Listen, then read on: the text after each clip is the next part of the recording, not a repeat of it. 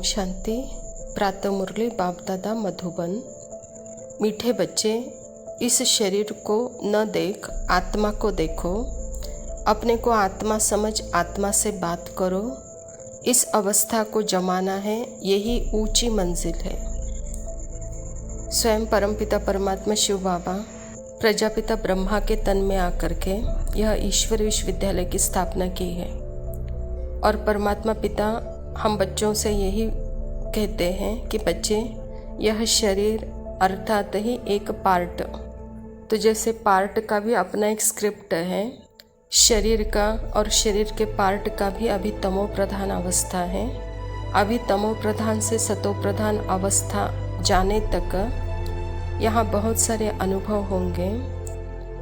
तो उस अनुभव में न आते हुए अपने को देखो, अपने आत्मा को देखो, अपने आत्मा के स्मृति में रहो, आत्मा से बात करो, आत्मा को जमाने की कोशिश करो, कहता बाबा। क्योंकि यह अनुभूति अगर सेकंड बाय सेकंड आप में होती रहेगी तो यह अनुभूति से आप सदा जो पार्ट की तमो प्रधान अनुभूति है उस अनुभूति से आप बचे रहेंगे। तो बाबा कहता बच्चे, यही है ऊंची मंजिल, उससे बचना है और इसमें स्थित होना है। प्रश्न है, तुम बच्चे बाप के साथ ऊपर घर में कब जाएंगे? उत्तर है, जब अपवित्रता की मात्रा रिंचक भी नहीं रहेगी। जैसे बाप प्योर है, ऐसे तुम बच्चे भी प्योर बनेंगे, तब ऊपर जा सकेंगे। अभी तुम बच्चे बाप के सम्मुख हो, ज्ञान सागर से ज्ञान सुन सुनकर जब फुल हो जाएंगे, बाप को नॉलेज से खाली कर देंगे, फिर वह भी शांत हो जाएगा और तुम बच्चे भी शांति धाम चले जाएंगे। वहाँ ज्ञान टपकना बंद हो जाता है, सब कुछ दे दिया, फिर उनका पार्ट है साइलेंस का। अभी संपूर्ण अवस्था को पाने का समय है, तो इसमें रिंचक मात्र भी देह अभिमान या अपवित्रता न आए, कहता बाबा। और जब तक यह देहाभिमान है, यह अपवित्रता है, तो बाबा कहता बच्चे, तब तक बाबा हमको ज्ञान सुनाते रहेगा। और ज्ञान से खाली कब होगा? जब हम भी संपूर्ण अवस्था को पाएंगे, अर्थात अपने अशरीरी आएंगे, आत्मा के संपूर्ण अवस्था में जब स्थित हो जाएंगे, तो बाबा भी कहता कि बच्चे, आप जैसे तैयार हो गए हो, तो जब आप तैयार हो जाते हो तो मेरा ज्ञान टपकना बंद हो जाता है, अर्थात आप शांति धाम के लिए तैयार हो जाएंगे और फिर मेरा भी पार्ट वहाँ ख़त्म होता है, फिर मेरा पार्ट साइलेंस का शुरू होता है, कहता बाबा। धारणा के लिए मुख्य सार है, याद की मेहनत और ज्ञान की धारणा से कर्मातीत अवस्था को पाने का पुरुषार्थ करना है। ज्ञान सागर की संपूर्ण नॉलेज स्वयं में धारण करनी। स्वयं परमात्मा पिता हम बच्चों को याद की मेहनत कराते हैं, तो उसके लिए बाबा कहता ज्ञान और धारणा, यह दो मुख्य सब्जेक्ट है जिससे आपकी अवस्था कर्मातीत हो जाएगी। तो इसका पुरुषार्थ आपको करना है। दूसरा पॉइंट है, आत्मा में जो खाद पड़ी है उसे निकाल, संपूर्ण वैसलेस बनना है। रिंचक मात्र भी अपवित्रता का अंश न रहे। हम आत्मा भाई भाई हैं, यह अभ्यास करना है। संपूर्ण अवस्था अर्थात ही संपूर्ण आत्मा की स्मृति, वहाँ पे संपूर्ण निर्विकारिता है, निरअहंकारिता है, निराधार स्थिति है, पवित्रता है। तो वहाँ पे अपवित्रता का रिंचक भी अंश मात्र भी नहीं है। तो इसके लिए बाबा कहता आत्मा भाई भाई का अभ्यास करना है।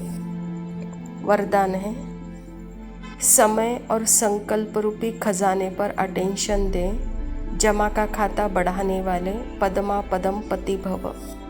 बाबा कहता जैसे खजाने तो बहुत हैं, लेकिन समय और संकल्प विशेष इन दो खजानों पर अटेंशन दो। हर समय संकल्प श्रेष्ठ और शुभ हो तो जमा का खाता बढ़ता जाएगा।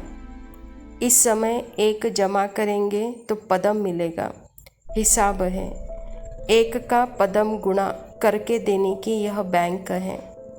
इसीलिए क्या भी हो, त्याग भी करना पड़े, तपस्या भी करना पड़े, निर्माण बनना पड़े, कुछ भी हो जाए, इन 2 बातों पर अटेंशन हो तो पद्मा पदमपति बन जाएंगे।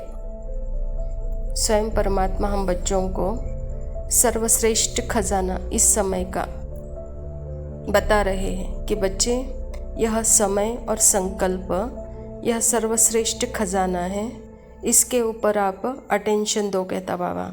और इसी 2 खजानों से सर्व खजाने अर्थात अपने संपूर्ण स्थिति को प्राप्त करेंगे, अर्थात सर्व प्राप्तियों का अनुभव कर सकेंगे।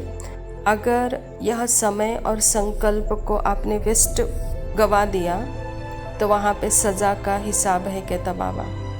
यहाँ पे सज़ा का अनुभव न करते आप, कुछ भी हो जाए, त्याग करना पड़े, तपस्या करनी पड़े या निर्माण बनना पड़े या झुकना पड़े, तो बाबा कहता है बस इन 2 शक्तियों से सदा अपने स्वधर्म और परमात्मा के याद में रहने का अटेंशन हो तो पद्मा पदमपति बन जाएंगे, कहता बाबा। स्लोगन है, मनोबल से सेवा करो तो उसकी प्रारब्ध कई गुना ज़्यादा मिलेगी।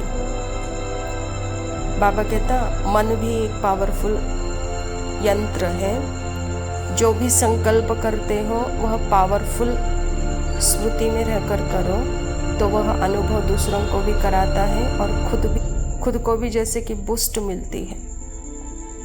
अच्छा, मीठे मीठे सिकिलदे बच्चों प्रति माता पिता बाप दादा का याद प्यार और गुड मॉर्निंग। रूहानी बाप की रूहानी बच्चों को नमस्ते।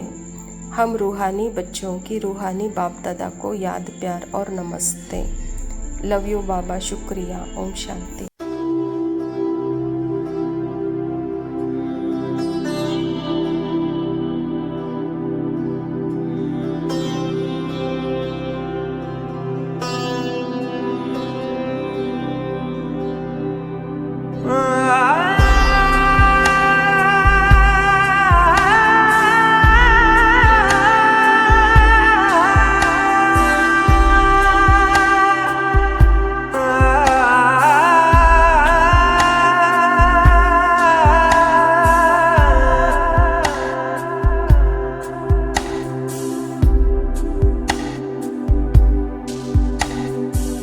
नेकी की राहों पे तू चल, रब्बा रहेगा तेरे संग। नेकी की राहों पे तू चल, रब्बा रहेगा तेरे संग। वो तो है तेरे दिल में, हाँ तू क्यों बाहर उसे ढूंढता। नेकी की राहों पे तू चल, रब्बा रहेगा तेरे संग।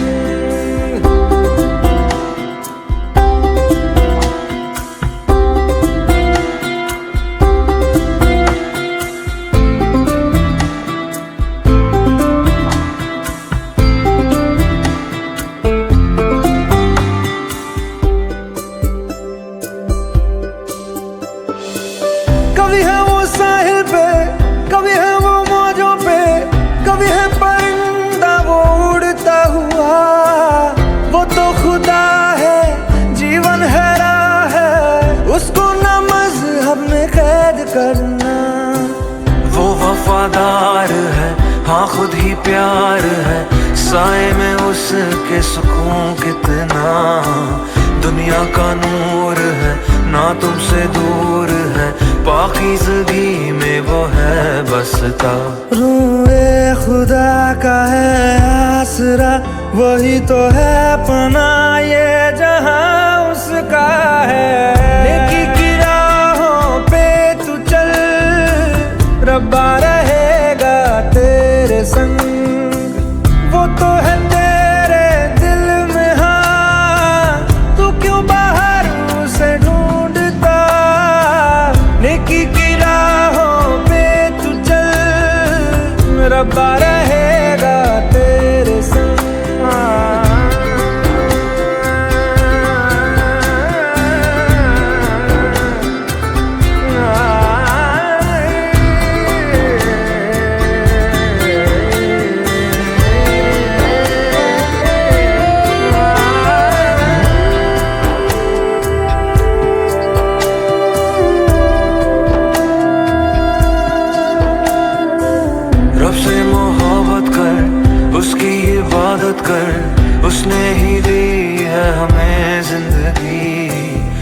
उसके करम से, हर वचन से राहों पे तेरी गिरेगी रोशनी। सबको तू माफ कर, खुद ना इंसाफ कर, उस पे तो हक बस खुदा का ही है। तू औरों से इस कदर मिल, जैसे तू चाहे वो तुझसे मिले। कहे यीशु आ तू ईमान ला, तो पर्वत भी तेरे